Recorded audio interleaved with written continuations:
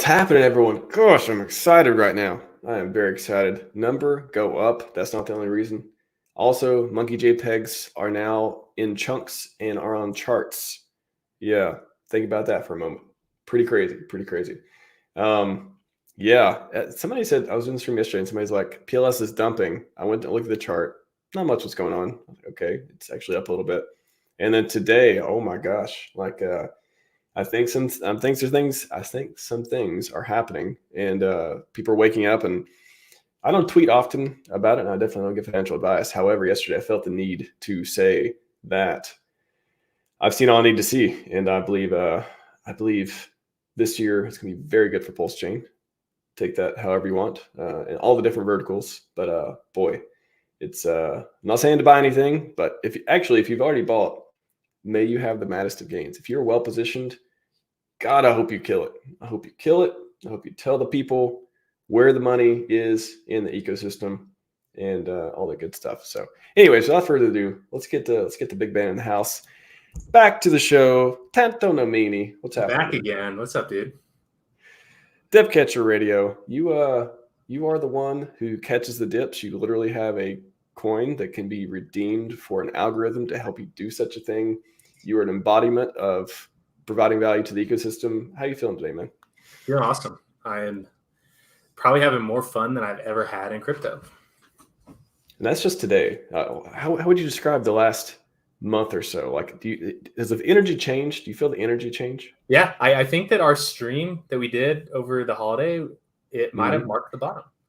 And I think the reasoning why we called it, I think you and I both called it, was that it can't get much worse than this. So I think that it felt pretty bad. Yeah. I think that's actually what happened. And I think that we had discussed in depth about kind of that looming sacrifice fund, that war chest. It was just sitting there, and at that stream we were like, it's going to sit there. Anything could happen with it. And then lo and behold, a couple weeks later, we see the funds start bridging in. My favorite part of that whole thing was that the fee was turned off before the funds were bridged in. Wow, that's right. Wow, dude, that was so. In case people haven't seen it, yeah, that was an amazing stream. I think December 27th comes to mind. I don't know if that's actually the date. I just feel like that's the date. It's right before, right after Christmas. I don't remember which one. But it was, the mood was, man, there's like all these, got at this war chest. What's going to happen with it?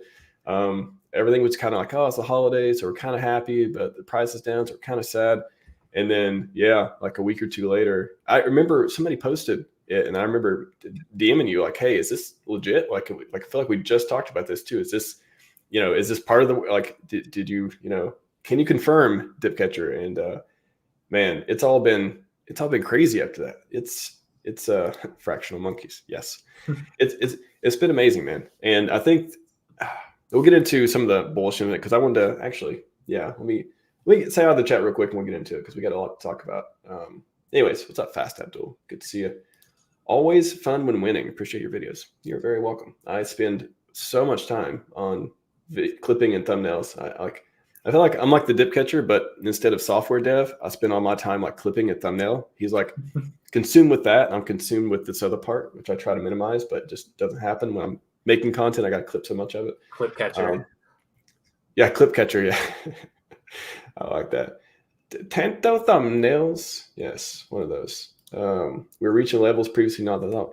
Chad O'Donner's funds, bringing in the big brain, coming up with the capital letters right here. I agree with you, sir. That is dude, we just hit 500 mil. I'll bring up the browser in a second. We'll look at it, but 500 mil total value locked on PulseChain. We surpassed, I think 492 was the previous high right after launch on May 23rd, I believe. And when I tweeted this morning, it was like at 497, 490, something like that, or 488. I don't know, whatever it was close.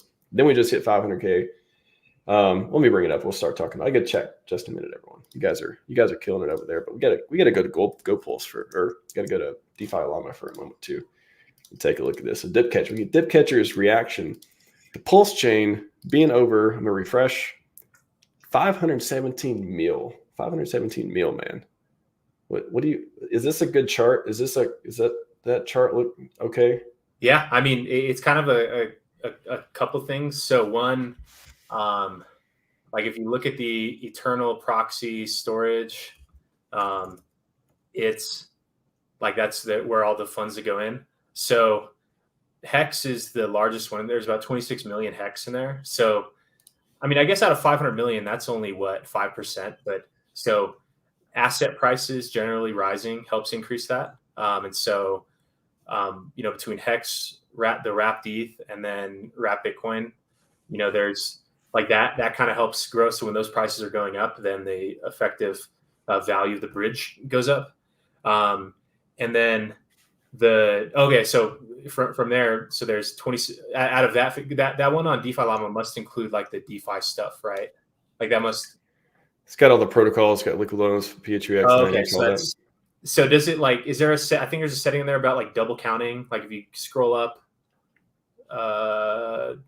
some type of thing where you can toggle between whether or not it will double. Maybe it's not on that part of DeFi, but yeah. So I mean, but regardless, what that number suggests is that double count. Yeah. So you want me to click double count? What does that question mark say? Include TVL protocols, which TVL feeds into another protocol. Click that. See what it says. I don't know. Interesting. Okay, so not much change, it appears. Yeah. It may not be aware fully. My camera keeps going out. Yeah, barely changed when I clicked that. Huh. Yeah. So, but yeah, I mean, overall, I think that, I mean, the sacrifice funds that went in, that's a big part of it. And then I think that was a big show of confidence for people who may have bridged out before, where, they're like, okay, now it's go time. And I mean, look at that chart. It looks like if you take that as like some type of index about, the value of the PulseChain ecosystem, you kind of see, it had a big decrease and then it bottomed out and then it kind of undid that. So I think those are the signs that people with big money are looking for. And I think, every day that goes by, the HEX and PulseChain ecosystem just becomes more and more legitimate. It's like by now it's clear that HEX itself isn't a scam. Like it's weathered the storm. And if you just ignore how high it went, because it went shockingly high, it went too high. If you ignore how high it went in 2021, it's on an awesome long-term uptrend. So, especially when you consider the combined price. So I think that just every day that goes by, more and more people are kind of open to the idea. And, every day, especially now that there's signs of life in the crypto ecosystem, every day there are new people coming in, and those people are totally unencumbered by prior thoughts about HEX or PulseChain or Richard Hart. And I think that when those people see just all the good stuff that's happening on PulseChain and just like the category of user that's over there, where there's people that like it's almost like every new thing that comes out in crypto, you see it on PulseChain right away. It produced in a very high quality way. It's like you saw it with like the inscriptions. There's quickly that inscriptions thing, and all the, not all of them, because there's a lot of other stuff that's not, but a lot of the big use cases of on Ethereum exist on PulseChain in a pretty sizable way. And the users it's like a good blend of people who have really high risk tolerance, also pretty sensitive to like security considerations, and are willing to try and experiment with new things. And so I think that that's like a good the making of something good there. And so I think that PulseChain's in a good position for a new wave of users entering crypto where they don't know anything about it. And so I think that things are looking good. Looking primed, you may say. Shout out to Trevor Sarver. Everything looks primed. Bridge fees are coming back. Charts is juicy. Millions bridging from Ethereum. Seeing tons of new faces. I've noticed the new faces. I've noticed people tweeting, replying, engaging that I've never seen before. And they barely seem like they're either new Hexkins or Pulsekins, or they're just saying nice things. Like it's so weird to see a nice engagement from someone from a different community. It's very strange, and I like it. What else do you think? So the bridge fee thing, what's your speculation on that? Like, why is that? Why are they turned off? And like, why is that? If that is a part of a strategy for bringing people in, or for a next move or something, what do you think?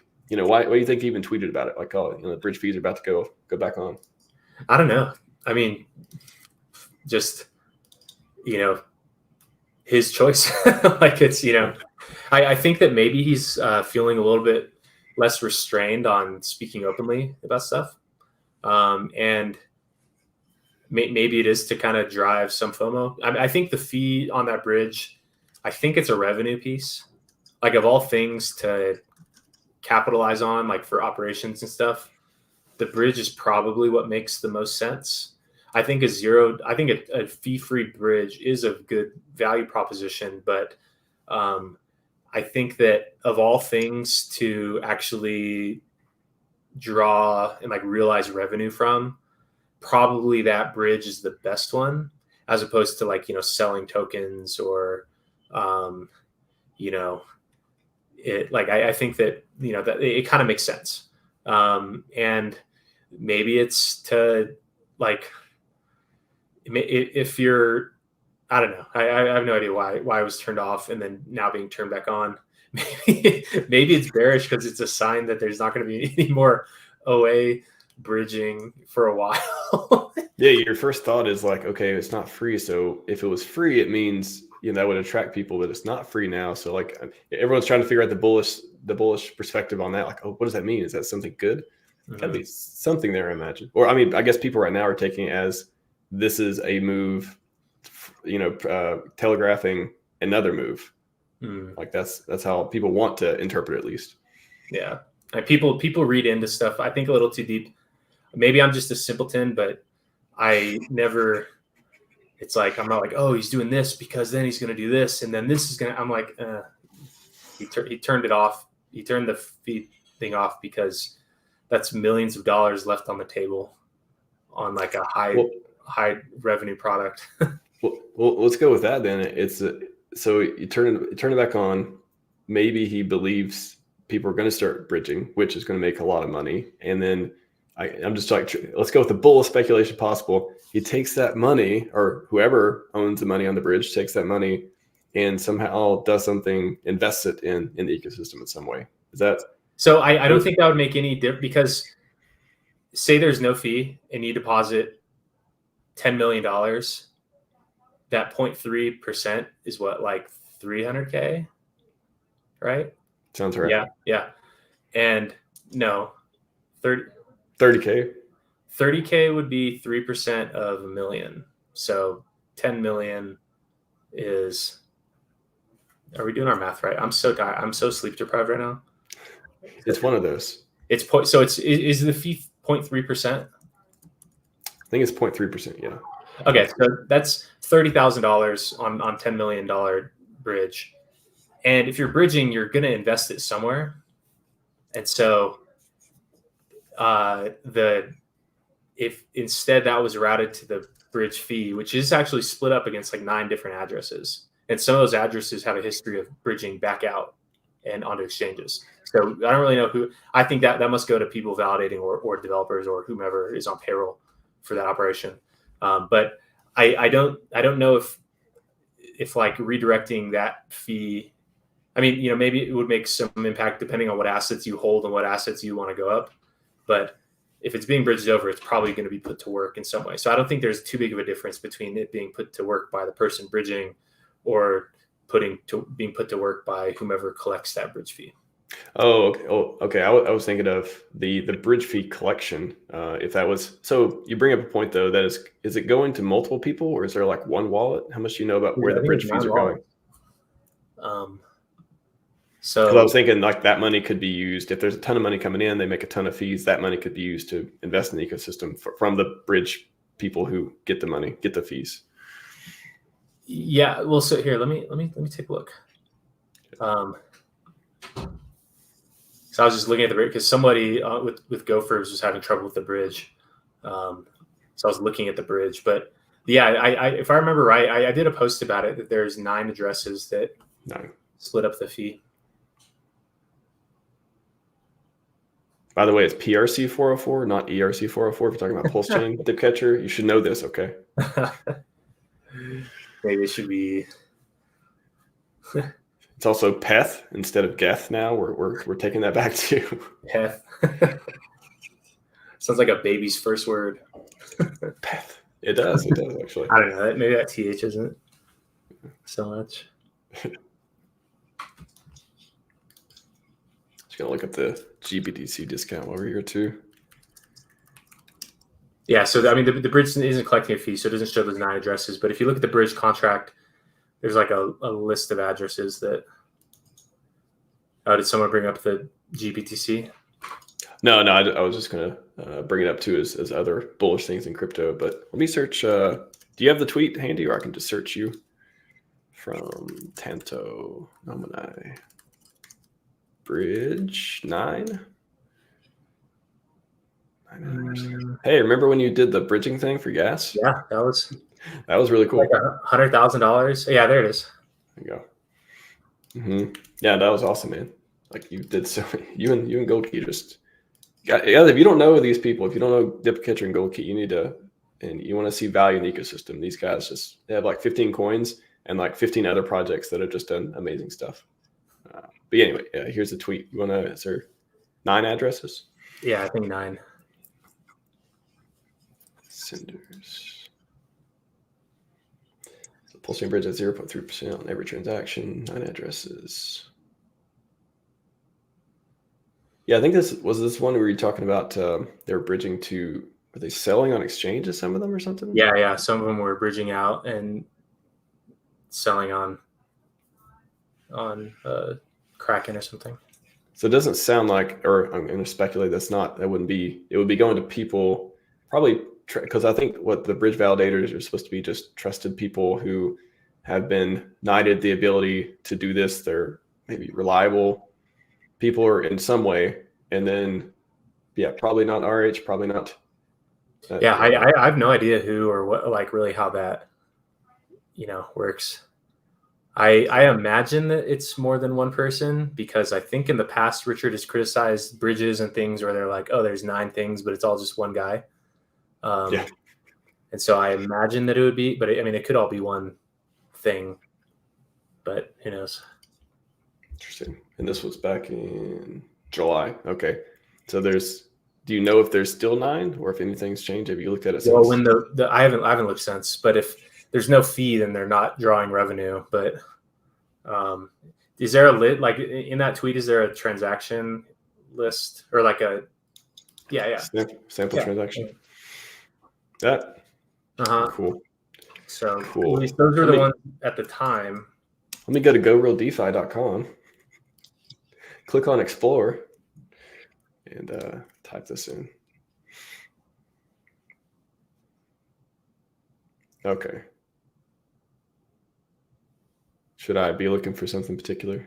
So you see that OmniBridge fee manager? That's what's sent. Those are the 9 addresses there. Okay. And so probably because you see how Eternal Storage sends the fee to OmniBridge and OmniBridge splits it up between those. So probably if you click OmniBridge fee manager, and then go to contract.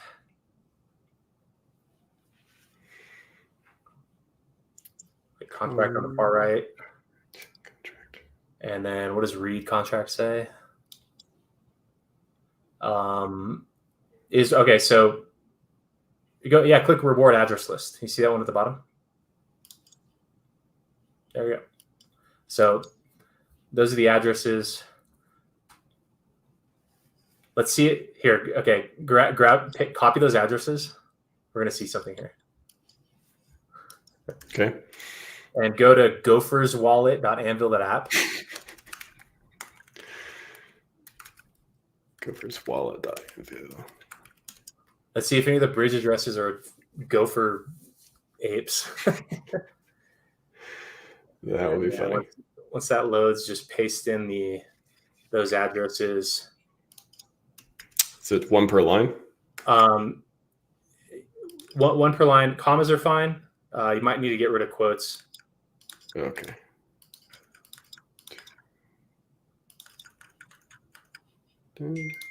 See if we have any.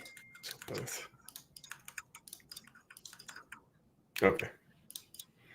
And that might take a minute as it queries all the all those, but yeah. So those are the fee earners. Not too sure what's going to be the outcome with those, but it looks like they can change. Like if you look at the right contract, like click right, there must be some like add reward address, remove, and set fee. So here, go back to the read contract, or click transactions. So we can see the one where, yeah. Okay, so that was when they set the fee to 0. And who initiated that transaction? So OX47. Click that OX47. Okay. So that's like the contract owner for that. And yeah, I mean, their only actions seem to be doing the fee stuff. So fee management or bridge management. Yeah. Wow. Very interesting. Let me go back to Gophers. Not yet. They haven't aped in. Well, yeah, you want to buy your Gophers before the bridge wallets do. Is that the old saying? Buy your Gophers before the bridge people do. Yeah. People under the bridge do. People over the bridge. Amazing. Okay, I forget why we went down that rabbit hole, but that was to see the 9 people. Okay, Interesting. I mean, sorry, down that Gopher hole. Yeah.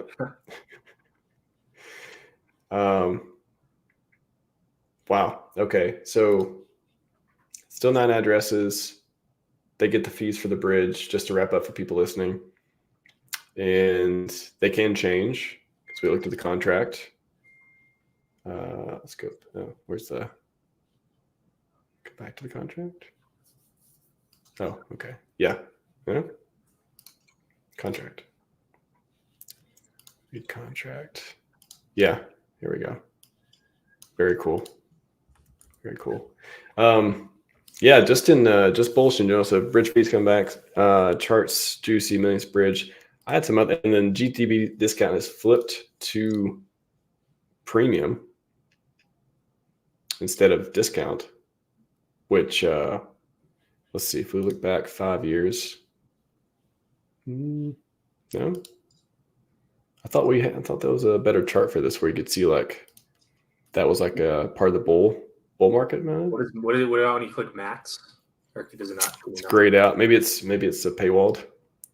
Maybe. Oh yeah, back.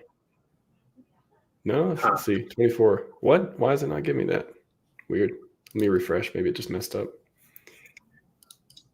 Give me more. I don't know. You may have to look at it on like TradingView or something. Yeah, I'm gonna do TradingView, GBTC.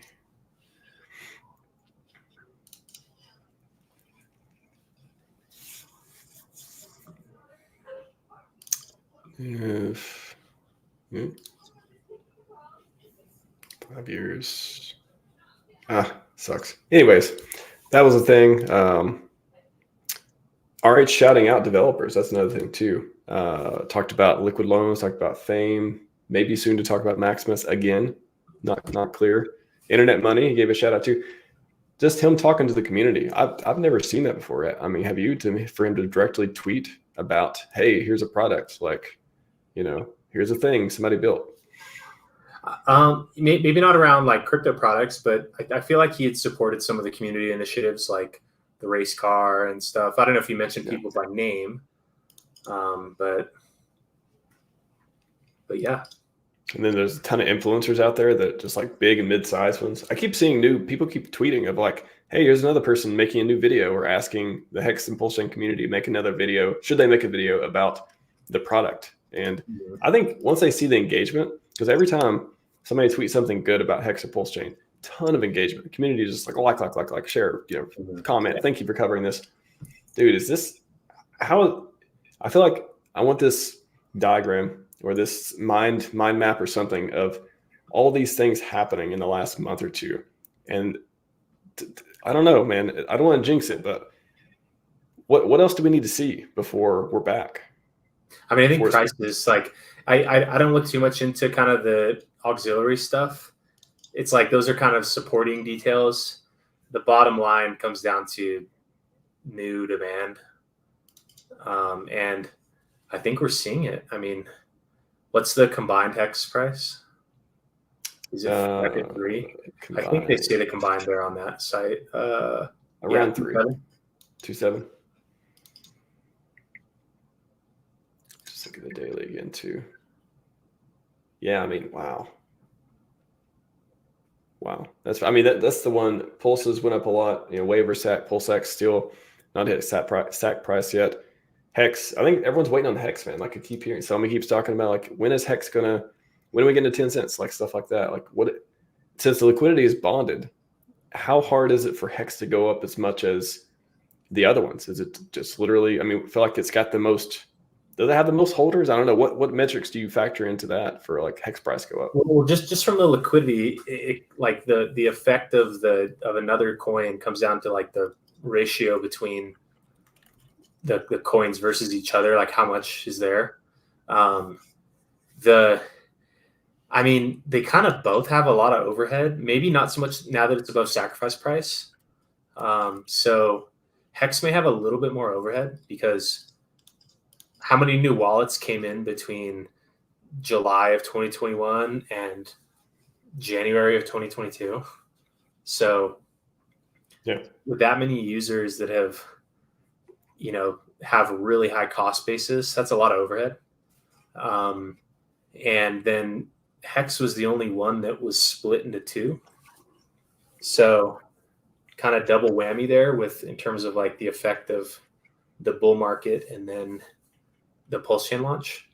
So that probably explains why it may appear to be kind of lagging. But, I think that over time, as soon as that wave of top buyers are just kind of either flushed out or neutralized in some other way, then I think that overhead kind of disappears. And then it turns into there being more, more of that, those like kind of looming past buyers. As soon as those people turn to be in the green, there's a lot less sensitivity around selling. People that are down big are looking for any pump to sell into, but someone who's up big, they have a really hard time selling. So just that psychology around what price you bought and your effect on the future, balance. So I think that as soon as we flip, and the way I kind of probe that is, if you go to the HEX, I think it's hexcombined.anvil.app.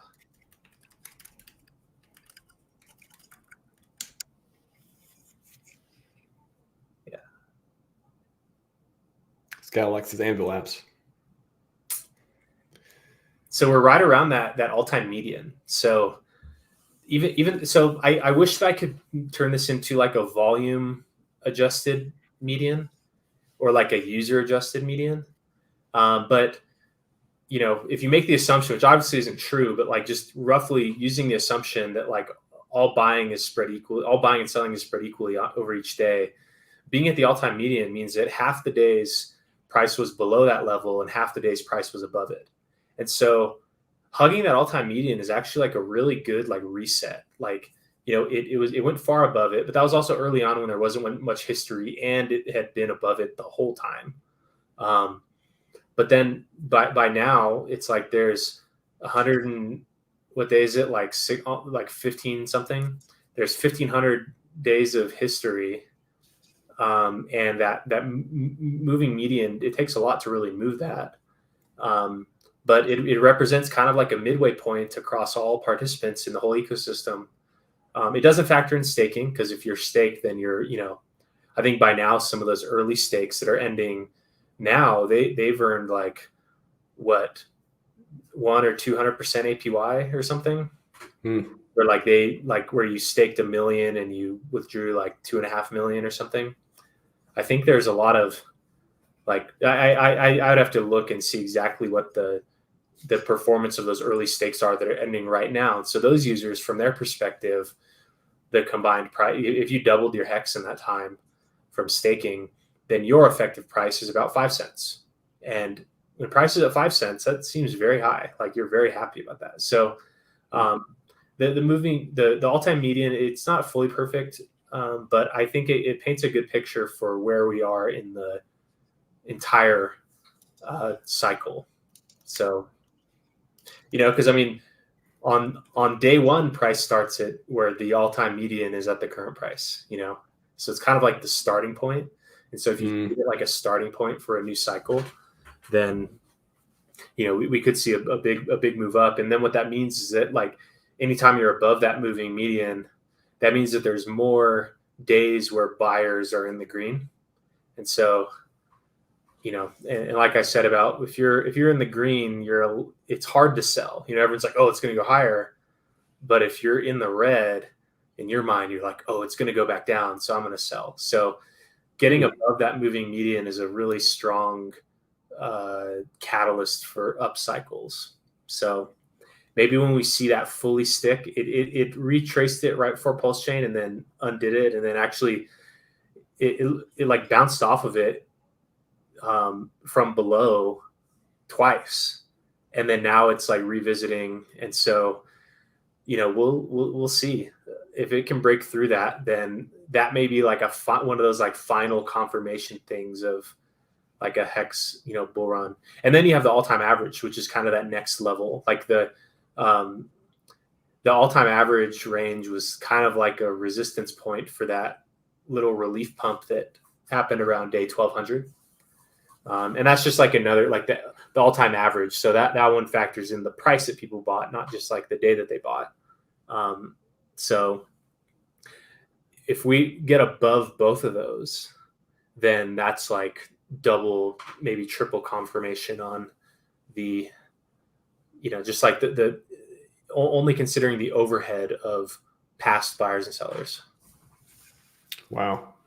Yeah, I think so the momentum of people seeing they're in the green to kind of builds momentum, because I guess when you're in the red, just psychologically, you feel like selling more when you're in the red because, oh, I got to get out, or, oh, this is not giving me the dopamine hit that I was looking for. But if you're in the green, you always have that hope of, oh, what if it goes higher? What if, yeah, look around it. Look at all these people. They're not crazy, are they? Like, oh, maybe it'll go higher. Maybe we'll be good. Wow. Very cool. Look at one more here on apphex.win. I just really like looking at, you have some amazing, not only HEX, but PulseChain charts too. Because just seeing the number, and this is just, dude, what do we do with this? How do we get 2,000, it's like average 2,000 new wallets, active wallets per day? So I think that those are a little bit overweighted, because I know that certain like arbitrage and like just trading bots, if they run on a contract, or if they're just like a bot that does this, they may make trades from new addresses every single time. And so you can't fully like rely on just active wallet counts, because like, there may be these kind of ephemeral wallets that are used once. Probably like if you scroll down, can I see that daily active one? Like that's probably a good, indicator. But also like, so it's probably somewhere like that big daily active one. It's, I mean, there's certainly new users factored into that, but I mean, even if it's exacerbated by like bots or anything else that maybe, as part of their operation, creating numerous addresses at a time that are used as part of that. If there are bots that are, pursuing different trading strategies on here, what that means is that there's enough activity in order to support that. Like you wouldn't see bots like trading on like a dead chain. So that number itself maybe isn't fully, doesn't fully reflect the like actual number, but it being high, regardless of if there's like duplicates or whatever, that still is a good sign. Like that number growing, is still a powerful thing. True. So maybe like a rate of change is good to look at on that, because like the number itself is, maybe kind of arbitrary, but like it growing, the act of it growing at an increasing rate is a positive sign, which it looks like it is. Very cool. Yeah. I mean, what would you? How many R bots and otherwise or other automation that would be creating new wallets would you factor in to weight this if you were just looking at the number? Like, would it be 10%, 30%? Like, what would you think? I mean, what's like a good, like, I mean, 10% a month is great. Like, 'cause, I mean, that's a lot, especially as it compounds. Camera, I need to get what this means is I need to get a new phone so I can use my new phone or my existing phone as my webcam. And then, sorry, my camera keeps going out. Are you trapped in a closet? Mm-hmm. Yeah, I'm actually streaming right next to where Richard does now. I don't see. Are you green screening out the tablecloth in the back so you don't see the brand of cherry you're wearing? Yeah. That video was funny. Dude, tell me about these animal things. Like, first of all, what is ERC? Yeah, let's start there. What is ERC404? And then why did you have to get involved and start innovating stuff? And you just always got to make a new project, don't you, man? Just got to make a new project. What is this? What got you interested? So ERC404, it's not an official ERC like what ERC20 and ERC721 are. Like, ERC, and this is something that people, I think this is why some people get really upset about the whole premise, is that it uses ERC as the name, but it didn't go through the process that like ERC20 and ERC721 did. And so, but that's just kind of semantics. It may have like there's certain considerations, but it draws from the premise of ERC20 and ERC721 in its use. So, maybe that's why, but I think it's just branding why they call it that. Because it's not on the EIP track or anything. But what it does is it kind of brings together aspects of ERC20 and ERC4 or ERC721, and from the user's experience, the way it is that if you get more than one token in your address, then when you look at your address on like an NFT screener, you see that you have an NFT. So that from a user's perspective is actually a pretty magical experience. Being able to buy a token on Uniswap, and then by you owning that token, it is represented as an NFT in your wallet. And when you send the token, like a normal transfer, it's sending the NFT. And you can, hold portions of it. You don't need to own a whole one. And so there's a lot of I think that is like actually a really wonderful user experience. And you see it in people's participation. Like, people find that to be a very rewarding experience to just maybe because it's novel, maybe it's because it's a new thing, but being able to buy a token and it showing up as an NFT is pretty magical. So that's okay. So he asked, how did ERC404 get over to PulseChain? Has it been there since the ETH fork? So this was literally the first example of this came out like last week. And ERC404 is, think of it just like a library. When you're deploying a contract, like when you're writing, when you go on to like Etherscan and you're reading the contract, you see all the libraries that the contract imports. This is just like the same thing that like ERC20 would be, where you see you see that example ERC404 is ownable, ERC404. In a normal ERC20 smart contract, you'd see example is ERC20. So it's just solidity. It's not like something that had to exist before PulseChain. It's just solidity. So that's it's just like a library. So it didn't need to be there from the fork. And so the one so when I saw that, I mean, I was kind of interested in it. And then Golkeep did a write-up on the topic, and that's actually what got me to kind of dive in a little bit further. And then I looked at Pandora, which was like the big one that launched on Ethereum. And I saw the chart and I was like, holy shit, like what is going on? And then I want a chart like that. And then I read the contract and I'm like, oh, this is very, very simple. You know, and then so what I did was I looked at that as a reference, and then you know, kind of used some of the core like infrastructure to it, and then you know, gave it our own, you know, I replaced, because with theirs it's like there are 5 boxes that are a different color. So basically, like Pandora, you get one of 5 colors, and then the image is like a GIF of a floating box. And so, you know, I was like, okay, well, maybe I'll just make these cute little gophers. We'll call it good old fashioned unregistered security. And then these gophers will each have a different color of glasses. And I'll replace the color in the Pandora thing with the name. So that was kind of the premise behind it. And then I slaved over many seconds generating these images. And so, you know, and then you know, kind of gave them personalities with like, where this is like the executive team that, you know, it's like, it's a security, right? It's a good old fashioned unregistered security. So they need an executive board. And so they each kind of have their own character and personality. And I've actually had a lot of fun kind of, you know, personifying these guys. And so, you know, that's kind of the whole premise, is that it's, you know, it's kind of interesting that it really has grabbed it just grabbed a lot of attention. I did not think it was going to be responded to this way.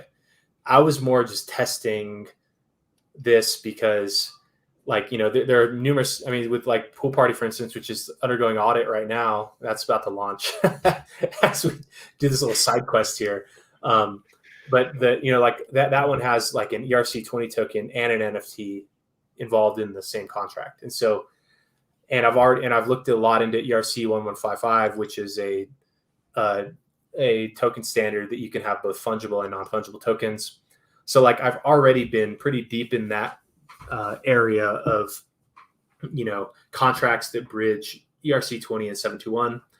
And I thought that this 404 concept was a pretty powerful premise. And then, so it's kind of an experiment, but also I really I just love this concept of these gophers that stand for good old fashioned unregistered security. That was an idea I had a while back for like an on-chain hedge fund that literally just, you know, gets a notice from the SEC and takes a video burning it, like, you know, just like, and where like, you know, like the premise of the Gophers actually came from like, you know, like whack-a-mole, like you hit one, the other one pops up. And so like kind of like how being on chain perhaps, you know, allows you to operate in that fashion where like, okay, knock out one thing, okay, it just pops up somewhere else. So I actually really like the theme here of, you know, these gophers that, you know, carry on and they just have fun. So the catcher used to create bonds and financial derivatives for HEX, and now he's creating gophers and the future of finance. future of finance. Oh yeah. My God. So I think it's interesting too to talk about like what's the difference between, so if this does become a revolution, it could just be a fad, it could be a revolution, TBD, right? Like NFTs, the way they currently are now versus, you know, fractionalized NFTs. How does it just, because we talked about it a long time ago, we talked about like, you know, Watson and stuff, and why is it Watson more popular? It's okay, well, you had to mint it first, and then there's no chart for it. Does this change? Like now there's charts for these type of NFTs, regardless if they're monkey JPEGs or if they're yield bearing assets, like that kind of thing. Yeah, I think so. I think that having like a price chart, that's a big deal. And like, especially with I mean, probably with Watson, because it's backed by basically like an ICOSA stake. And just the whole, you know, ecosystem, the prices are down. That's probably had an impact on that more so than, inability to easily buy and sell. But yeah, I mean, I think that like, especially for thing like Watsa, where it's like where the difference between each one isn't necessarily that substantial. That I think that can be a powerful thing. Like honestly, like Watson would probably be a lot more. There'd be a lot more action there if it was just an ERC20. So, like it didn't need to be an NFT. And same with HSI, really. Like that I think could have, could be just easier to, just because there's more like financial infrastructure around these. And when it's like a financial asset, I think it's maybe more important than in other use cases to kind of plug into that. But I think that, maybe in the reboot of Icosa, maybe they use this ERC404 concept. That would be incredible, because I've talked about before, like different projects that are going to build on what's collateralized NFTs and stuff like that. Maybe this is a way to do it. And shout out to whoever just bought almost 5K worth of Gophers there. You got 6.4-ish Gophers. Yeah. Was that right? Oh yeah, because about 30 minutes ago, the chief financial officer, Minty Big Bank Burrower, announced something that I don't know if it's a boy or girl yet, but Minty announced that they had done something that they called a liquidity escalation, where they basically pulled about 25% of the wrapped pulse that was in the pool from like the starting price up to about, I think, like $600 or so. And they took that wrapped pulse and then just started hammering the buy button on the on that Gophers wrap pulse pair. So, wow. Maybe that is, something that attract that person, or maybe just a viewer here in your chat was like, okay, it's go time. But it's Gopher time. Got so here, grab their address. Okay. That person that bought 6.48. Yeah. Yeah, just copy and paste the address and then go to the Gophers wallet site.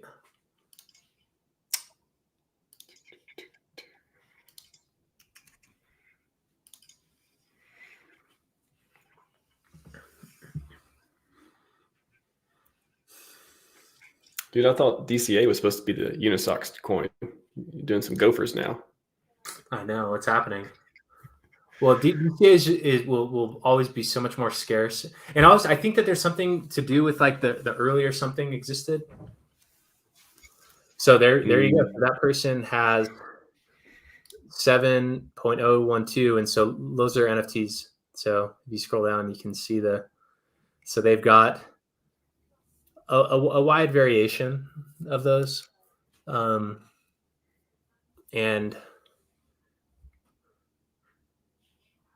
isn't that cute? So they don't have camo. Camo, I think, is my favorite. Which one? Camo and Gizmo are my favorite. They don't have Camo. Is the chief security officer who wears the little army hat. I just got that chief security officer. Oh my god, I like that. I think my favorite's Skylar and Neon. Those two. I mean, Gizmo. There's nothing like Gizmo Fernandez. Dude, who you mentioned that the other day? Is that who are these named after? Like, are they named after real people and stuff? They're not named after anybody. Okay. Because you said it earlier, and I was like, no, is that a person? I was just you were joking over the deal. We're names that are reflective of their glasses and personality. So, like Skylar. Like the blue glasses for the marketing, Minty with the green glasses, like Gizmo, Gizmos and gadgets. He's the chief technical Megabyte, like as the nickname, like 'cause he's the CTO. And then Fernandez, I just think that's so funny. Dude, Fernandez, dude. Yeah. This is just like a weekend project for you. Do some Gopher stuff. It was like, be fun. I was waiting for the auditor on Pool Party to reply to my message. Thank you, auditor, for Pool Party. I hope. Thank you. This has happened for 36 hours, but hopefully. Oh, so yeah. I mean, back to that too. You know, I asked you. You've been on the show a million times. And I've had the chance to ask you a million questions, which is interesting. That I remember a lot of them too, especially, and they become notable sometimes later on. So I've asked you like, oh, you know, what is, if there's any of the coins, Maximus products or your products or otherwise, that are 10,000x possible. I think you mentioned Team before, DCA, I guess Gophers in the conversation. Like, what are, you know, because a lot of products are derivatives, of course, and Poly, you know, maybe, you know, Poly has a good appreciation too, but a lot of them, you know, they're just not going to have a price chart that looks like this. So yeah, it's pretty. It's kind of funny that like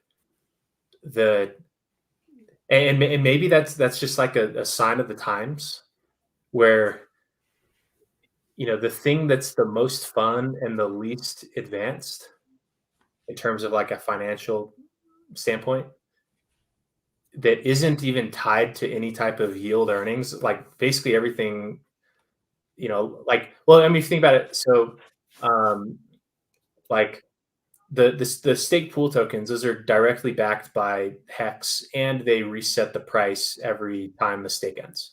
Like the price by arbitrage resets to the mint redemption rate.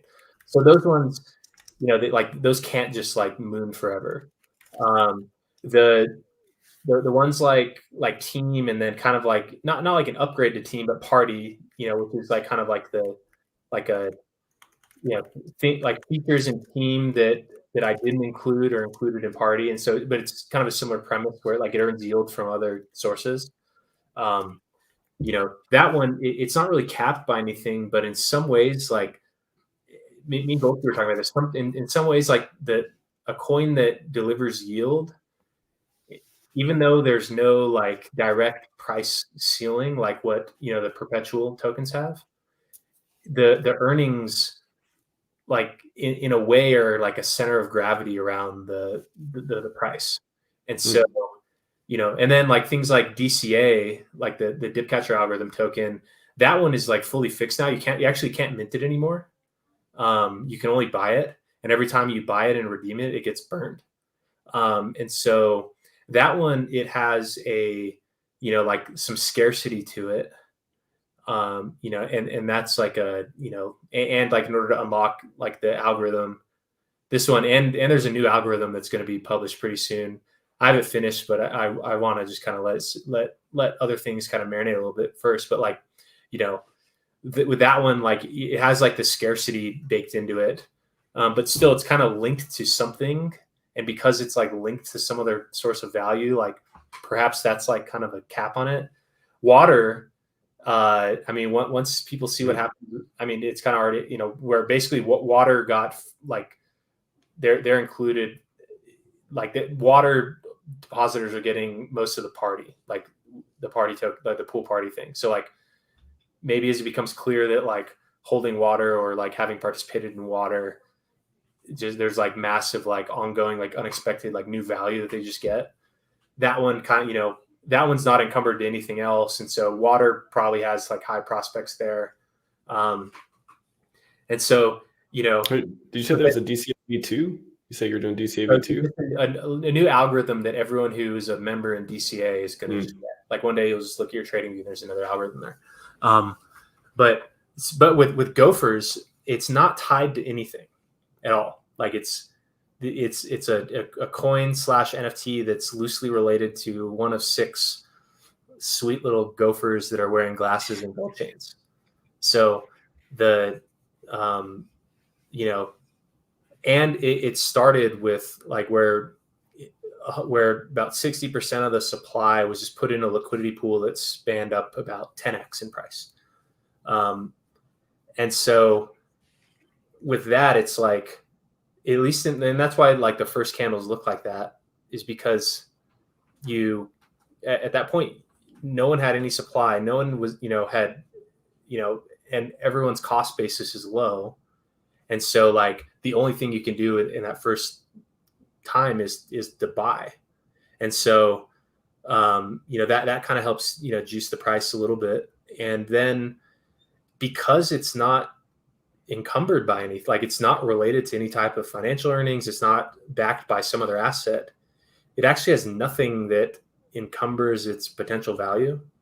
And so I think that, you know, this thing that was like partially a test, partially, you know, like a joke, partially like I think a political statement around its name, you know, but also at the right place at the right time with like this new kind of meta concept of ERC404. And I think just like the timing, you know, kind of really helps that. And so maybe this is the one that achieves what I think. If you look at the Gophers.cash site, I think that the CEO guaranteed 10 gazillion% returns. I think I did read that. By participating, you agree that you fully expect 10 gazillion% profits solely from the work of these Gophers. So well said. So maybe. Wow. Yeah, I mean, all the product, regardless if they have it up and to the right price, like you guys are building products that are needed, infrastructure and derivative products and financialization of stuff that are needed, rather, regardless if they go way up in price. They're not, you know, they're not meant to do things like that. They're meant to serve a purpose. So like nothing to take away from any of the other Maximus products because they are fantastic. Mm-hmm. Quick detour here on the Gophers, though. Can you explain what Alex from Hedron is doing by synchronizing the HEX subgraph? Yeah, so he had been like a lot of dApps use what's called subgraph to pull in information for their sites. And that's so you don't have to read from the blockchain every single time. Like it's basically all the event data from the chain is stored ahead of time, and then you can read from that subgraph.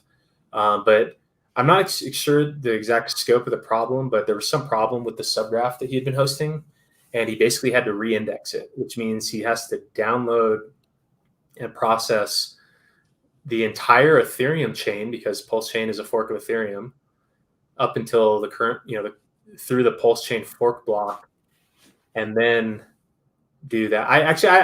I'm not certain if you had to reindex Ethereum entirely, because that would be a whole other thing. But maybe he had to reindex all of the PulseChain activity since then. So that has caused certain dApps that rely on those subgraphs. Like I know that the Fiat one, PHUX relies on it. I think Icosa dApp must rely on it. So it's just like the data source for these things. So none of my dApps use it, but also the things that I build, they like the subgraphs are really useful if you have to have like, if the information is always changing. So with like the Icosa HSI auctions, like that's always changing and like it's very time sensitive. And so like it makes sense to read from the subgraphs. All of my dApps just read from the chain because there's really not like huge like ongoing information that needs. It's like you get like usually the value you care about is the current value as is. Like you don't necessarily need like the whole event log to get there. Like with the stake, you really like once a year for a 1 year stake. But for all the other ones, like once every, like for DESI, for instance, once every 10 years, you need to know what the redemption rate is. You don't really need that type of subgraph. So like my dApps just read from the chain, but other use cases do require easier access to that data and better querying. Because like when you're reading from the chain, sometimes you can't quite query everything. Like how you can't just like write a SQL query and then get information. You have to like read values from the contract, maybe read values from a block at a contract. And so that's where the subgraph really helps, because it has a really high performance querying thing. It's a lot like SQL that allows you to just pull that information and write like a multi-level query that like you would if you're reading from some other database. So that's what is going to happen. Tech Dude, shout out to Tech Dude, by the way. He enjoyed us going through the Explorer and that journey we went on a little bit ago. Tech Dude, can there be a Gophers 1-to-1 Gophers, P Gophers 1-to-1 LP? So be careful at the bridge. Someone was running into issues. There's a function in the Gophers contract called whitelist, which it helps smart contracts who have to interact with the tokens. it helps them more easily interact with them, because some contracts, they don't like it when anything happens during the transfer function. And so there's a function that that Gizmo Fernandez is responsible for running, which for like the liquidity pools, Gizmo goes and whitelists those so that the liquidity pool transactions aren't involved in, like, when it's receiving coins, it's not like minting those NFTs, because the minting of the NFT happens during the transfer step, and a lot of contracts don't like anything happening during the transfer step. So if there's a contract that is coded to not allow things to happen during that step, it just needs to be like, basically it just ignores that step. And so somebody got like 32 Gophers, which is like $20,000, stuck on the bridge. And so, but then, because when he tried to withdraw it, the transaction failed, and then it still sits there. There is a way there's like a bridge mediator, and you can like request them to like reattempt a failed transaction. So I know he's attempting that right now.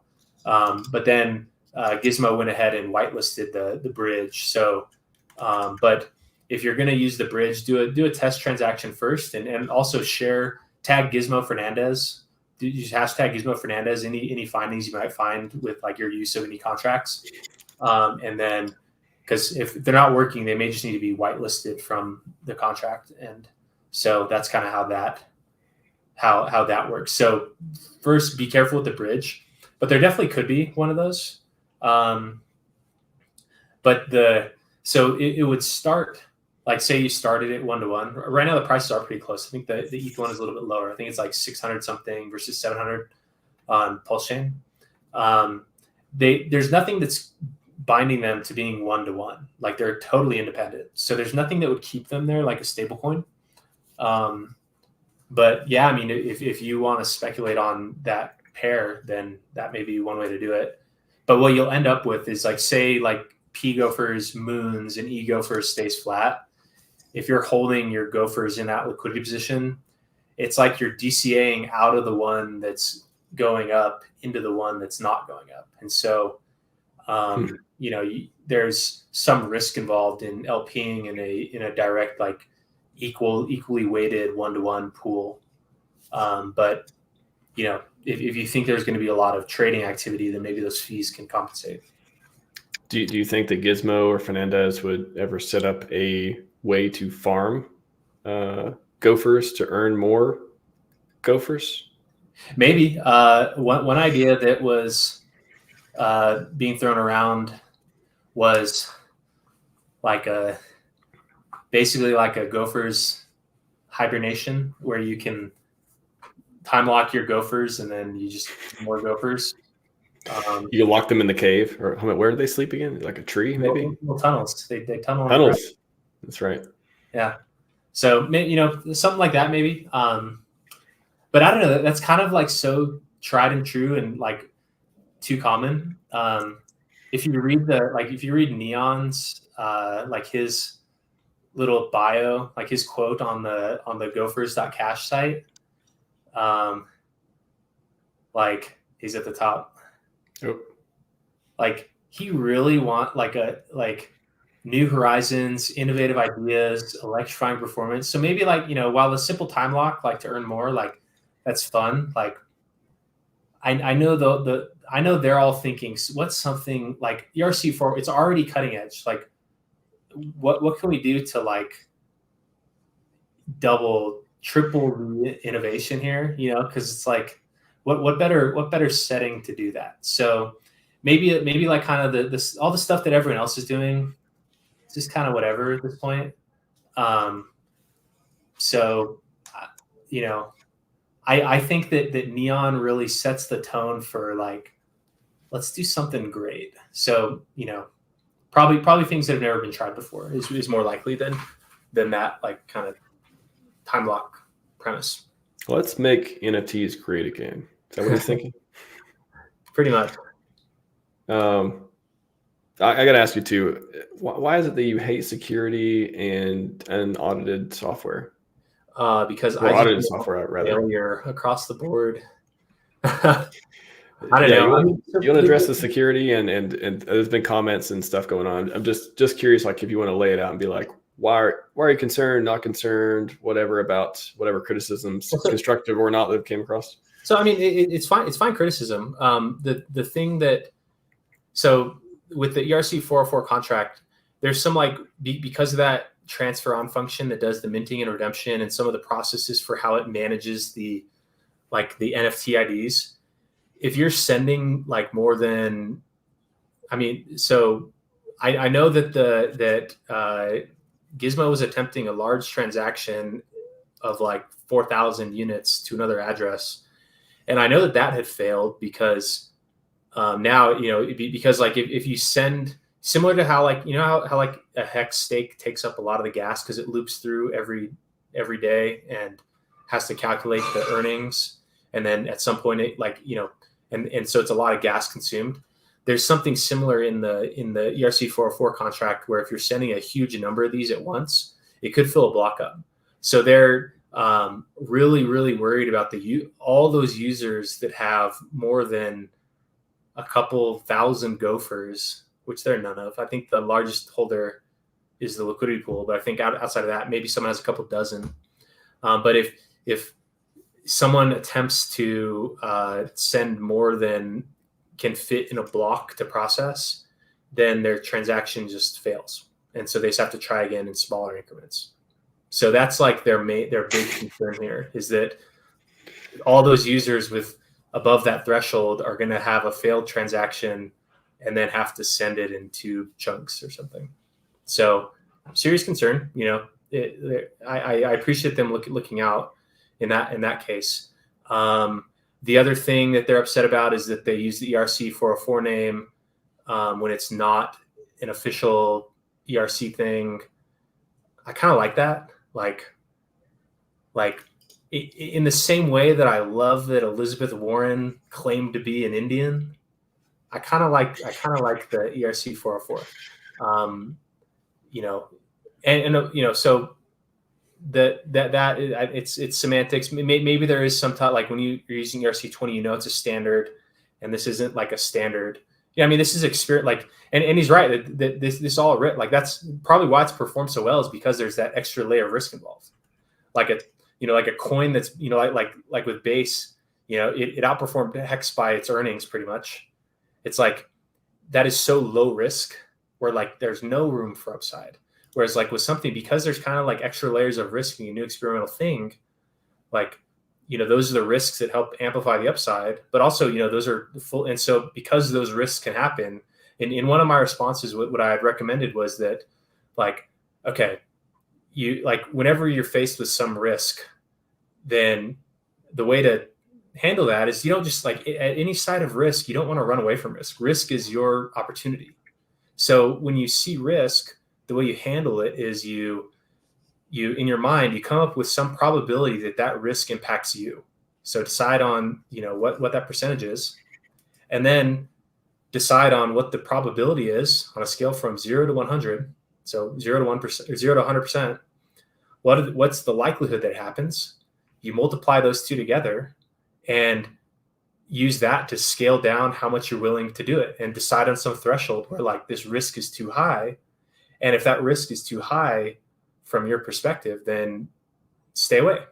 Like no issue. Like there's no problem. It's like anything. It's like there's risks in everything. And so it's all about, and that's really like what separates the high performers from the low performers are the people that can categorize the risk, quantify it, and, identify things where the risk may be perceived higher than the real risk is, because the markets, like the price is just, it's a measurement of risk. And so when risk is perceived to be high, price is low. But then over time, as risks become alleviated, then the market starts to price in that alleviated risk. And so, like that, and it's probably just a personality thing, right? I mean, some people are like, if they see anything that's risky, they're terrified. They want to scream from the world. And I think there's a lot of brand building around like kind of ringing the siren, you know, with like the FTX stuff and like CoffeeZilla, that whole kind of persona where like you want to be the one that like said, oh, I knew that was a scam. Like, so there's a lot of that involved as well. You know, but it's like, you know, but me personally, like I do not fear risk. Like I try to harness risk. And, you know, so the risks that they're describing are really like what could lead to a failed transaction. But when a transaction fails, all that does is, you know, it's just like you have to try again in smaller increments. It's like what those come down to is you run out of gas, and so you have to do less. There are like the things that I'm probably like related to the concept of the ERC404 that are probably more prevalent are like these like nuances in how the like NFT ID is related to the image, and like what happens like if you have more than one, and the order in which you send them, and what are you, like there's things that can cause you to you know, like have an image, and then if you sent it to another address and sent it back, you may not get the same one depending on your balance in between them. Like, so there's these little edge cases there that that are, you know, that are just kind of part of the system, and they're by design. Like when you read the code, they say that that's like intentional, probably because it alleviated some other issue that could have happened had you not done it that way. Yeah, but totally agree with assessing the risk and like trying to decide, you know, again, people can decide to participate themselves. Like you can decide which projects to work on based on like, you know, how do you categorize it? Like what's the worst thing that can happen type of thing, and work backwards and all that stuff too. But yeah, I mean, innovation, it's different when you're working with money. Of course, you got to be more careful, or you know, the commodity thinking is, okay, well, we don't owe these people money. But at the same time, it's like, if you just never did anything new, you're never going to be first. You're never going to like explore. You're just going to, you know, there's a Naval quote. It's like, to be right and to get paid, you can't wait for consensus, that sort of thing. So, yeah. I mean, because when I like before I launched this, I read through the like, you know, because I was building with the ERC404 thing, so of course I like, you know, read through the whole the contract, and the main thing that like before I decided I was gonna, you know, launch this, the main thing I was looking for was avenues for some type of inflation bug, because that's really the thing that screws you over. You know, I did note, because when it like, mainly because now that I'm aware, like, because I've done so much on the HEX contract related to that end state gas loop, anytime I look at a contract and I see a for loop, I always think like, how many times could this possibly be run? And then when I see that, I saw that the max times that it could possibly run is the number of units you're sending in one transaction. And so, and I know roughly that in HEX, for calculating that end stake fee, 2 max length stakes fill a blocks for 30 million units. And so like that's kind of my benchmark, you know, a couple thousand loops is what can be supported. And so, and I honestly didn't even really think twice of it, because I knew that the premise of that whitelist function, where like you can basically turn off the mint and the whole minting and burning of NFTs on transfer for certain addresses, which is meant for like DEX, like all the Uniswap pools, they had to be turned off. That was why, like, there was a delay in getting the one on PulseChain, because that had to be figured out with how to get the whitelist right and interact with the DApp. I had to like manually create the pool, like on the like I had to build my own front end for part of the step, and then I was able to do it, because the front end on there, they try to prevent you from creating pools with this type of like any action on transfer. So like that whitelist thing is how you prevent that issue. And so like, and that issue really only occurs to you if you have thousands of these units. And since, you know, there's 10,000 and the starting price was $100 on PulseChain, it was like $200 on Ethereum. It'd be very rare that anyone would reach that level. And if they did, the downside effect of that is quite small. So honestly, I didn't really think much about that particular thing that they're bringing up. I was more thinking about like the NFT ID management and the real scarcity of each of the images, because I saw on Pandora, which was the Ethereum version, like there were these bots that people set up where they would basically just like burn a bunch of gas to try to get the color that they wanted. And so like you can't fully rely on the scarcity of those, because there's a way to kind of refresh it, because like, you know, it's like they're minted I think, I'll have to double check, but I think that premise stops once all of them are minted, because like once, so there's you know, there may be a limit to how often that can happen, but then it's like, okay, if like the scarcity of each image, if like, you know, the way I see it, because someone asked this exact question about like, okay, how rare are they if you can just refresh and get the one you want? And my solution to that was that maybe that actually unlocks a new type of scarcity, where, because you can see the record of what it took to arrive at that image. And if you see that like there was the most scarce ones are camo and neon. If you see someone has a neon or a camo, and then you look and you see that they got that one fresh out of the pool on like a Genesis mint, then those are the rare ones. And so maybe what that means is that it even adds more scarcity to the ones that got it on the first go about. And then because you can tell by the transaction record what, you know, did someone, you know, get that by just, you know, refresh, like just basically like sending transactions back and forth until they got what they wanted. So in a way, it bakes in even more scarcity to ones where you see that they had actually got it on a first go about. So, you know, and since a lot of these things are kind of social consensus, it's maybe that's the way to handle that. So, you know, so of those things that like, you know, people have brought up around issues around this, it's like the scope of those problems is quite small. In many cases, it doesn't apply to anybody. And there's like an instant solution. So, you know, I think they're just having fun online. You know, that's probably why they're complaining, because it's pretty fun to complain online. Is that a sport? I think I've heard. Yeah, I mean, some of us, I think, I guess the best we can hope for is constructive criticism and less of the FUD type. So maybe it'll be good. I mean, it's always good to be informed of different perspectives, but yeah, there's definitely a limit to like how helpful it is at certain points. Yeah. I think I've solved it, man. ERC404, experimental ERC404. Yeah. Yes. Let's wrap up on what I was going to say. PulseChain. Oh yeah, I was going to go to the charts real quick. Crazy stuff, man. Crazy stuff. Oh, let's look at the locked. We wrap up too. Dude, validators and liquid loans going head to head. What do you think about that? That's huge. Crazy.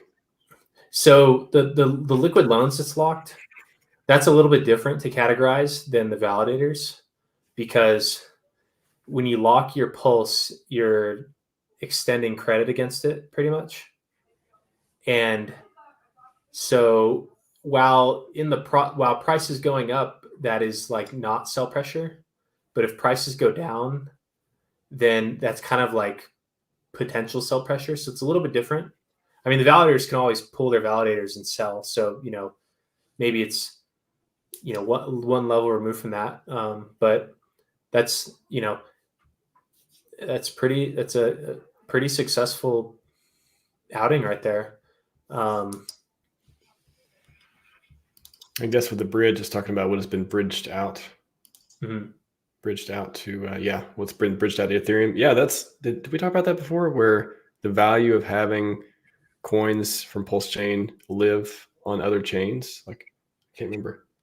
I don't think that was us, but I fully agree that that's a really valuable thing, because like if there's a lot of trading volume on Ethereum of tokens from PulseChain, like that's how, like way back when, that was how I really discovered Avalanche. Was a bridge coin from Avalanche that was on Ethereum. And so I think that can be a good way to kind of go to where the other audience is. Making pairs with Pulse on other ones so that like a router might route through that coin. We're going to be sending people to Ethereum. Would you like higher fees? You can trade PulseChain on Ethereum if you like. I guess so. That does beg the question: what are the use cases? Obviously, people aren't going to go there for cheaper fees, but what is the biggest marketing tactics? Is it just getting them in farms and other protocols in Ethereum, or is it just them showing up on the stats? I think stats, probably getting them in other farm. That's like a whole ordeal, and usually that would rely on, like, say you want to get it supported on like Aave or Compound. There's like a listing process that's related to their DAO, and so usually the people there are going to list the things that they have a vested interest in, and so it may be hard, like it may be impossible to get actually included in some of those. But showing up on the stats is big. Being part of a routing thing is big. And get it, like, I mean, being on DeFi Law was a big deal. So yeah, because in some ways it kind of like legitimizes it. Like you see PulseChain along the list of all those other chains. Yeah, it was. Where is the top? Let's see. Top protocol, is it the compare chains? Maybe. Oh, maybe just chains. Where are we at? 11. Yeah, we're so close to Sui, number 10. What is Sui? It's an L1. I'm not sure. I've heard of it, but I've only heard Somi speak of it in a funny way. But I'm sure it's got a fervent fan base of people who want to see Sui to the moon. It's apparently doing well as far as TVL goes. Wow. Yeah, let's do the 1 month change of TVL. PulseChain number 8, if we do that. Sweet. Let's look at the price real quick. So, what do you think? Title of the stream is PulseChain ready to rocket leave the rest of crypto behind, plus ERC404. Now that from what we've seen today in the last month, what do you think crypto in general? I mean, I don't know. I see a lot of people saying crypto in general looks pretty good, but I don't know. Do you think we'll stick out? Do you think PulseChain ecosystem will keep growing, and it'll, even if everything else goes sideways, will be kind of the green one that gets the free marketing? What do you think? I think it has a chance, like the potential to, for sure, because like in some ways it's kind of a negative, but I think because we're like our own little world, we're a little bit insulated from everything else. But that kind of, that's a double-edged sword, because like we don't necessarily reap as strong benefits from everything else running. But I think that, all the things are here, and every day that goes by, it becomes more and more legitimate, and it becomes more and more de-risked. So I think that, like, having launched when it did, it's honestly probably for the better that it didn't launch in early 2022, because then, like, that painful HEX bear market that we all suffered through, that would have been like double, triple amplified. Like, it would have been so much worse. So, yeah. And like PulseChain has already kind of had its first bear market, and so now if there's just general uptrend and increased adoption and new people signing up for exchanges and getting into crypto, then PulseChain is one of the strong contenders for where people kind of funnel into. I think still people are going to, like, I mean, it's like the first network you join, if you're a brand new crypto person, just like a general normie type, it's like first you're just buying and holding coins on exchange, and then you're probably on Ethereum. the fees are, inhibitive, but also like, at least from my experience, the way I'd always kind of coped with fees is that, like, okay, if you're paying, if 10% of like the value of your purchase is goes to fee, then your effective price is just 10% higher than what it is when you're buying it. And you probably would have bought if price was 10% higher. And so people kind of bundle in the fee with the price that they're getting. And so I don't know how inhibitive it is. It's kind of jarring when you see like, oh, $100 fee.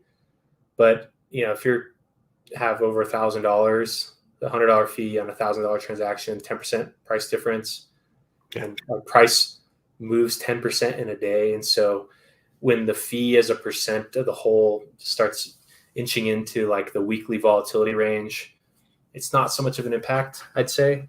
But I think that what really drives people into new chains is when there's perceived opportunity. I think that's a lot more important than the low fee premise with PulseChain, because that's what really gets people to pile in, is if they think that there's something over there that's going to cause them to have massive performance. That's the thing where there's like urgency around getting on that chain. Like with low fees, it's like incremental gain. Like, okay, you pay, instead of paying $5 to transact, you're paying, like a couple cents. As a percent, that's huge, but as a, like, more practically speaking, it's just like okay, save $5. But if there's things over there that are going up a lot, then that's kind of what the more important thing that drives people. Yeah. Do you think we're moving from a risky chain to a, hey, there's a lot of green candles over there chain? Yeah, I think so. I mean, there's kind of now been, I guess, two little. I mean, I don't know if you can call the Gophers thing right now like a full on like alt season type of thing. It's been what? It's a mania over the last 36 hours. Yeah. So maybe you don't want to call it too soon, but there was one, kind of little bull market with the Atropa PDI stuff. So like, that's a positive thing. And then, other coins have performed well on PulseChain. I don't think many of the sacrifices have those. So like, I think that the things that have performed the best seem to be these things where it's like a liquidity pool launch. So that's pretty interesting. And it probably has to do with just like overhead, like locking in people's cost basis way back when, and then during a bear market, it's like just doomed pretty much. But these like kind of pure liquidity pool launch things that kind of have nowhere to go but up. I think that that's something that people on the outside could look at and see as signs of opportunity. I agree. The catcher of dips, everyone. Huge value to the community. Again, cannot overstate it enough. You and Gold Key and Maximus products. Excited for Pool Party coming up as well. When launch? You have a launch date specifically to give to us right now? Could be as early as tomorrow. That close. Gophers and I was supposed to get the audit yesterday. It hasn't got back to me yet. And we're really trying to just launch it as soon as possible. And so could be, I mean, it's all done. I mean, the contracts are done. The dApps are done. So it could be, but we'll announce a date. It all depends on the audit. Cause like if there are things in the audit report that that require like serious fixing or worst case scenario, like complete rethinking of like how, the reward system works or whatever, that could drag it out. But if all goes well, we could see a very soon launch to that fucking Gophers thing.